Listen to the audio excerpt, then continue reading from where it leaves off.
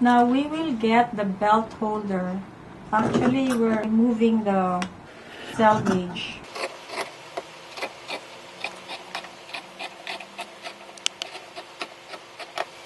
Then we will mark 1 inch or 2.5 centimeters.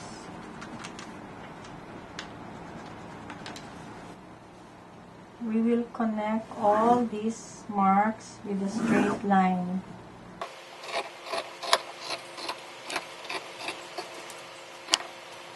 Again, we will go out 1 inch or 2.5 centimeters on this fabric.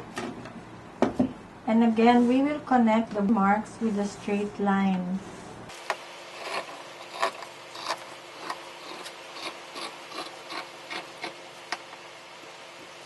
Okay, we will cut the belt holder by laying the two fabrics this way.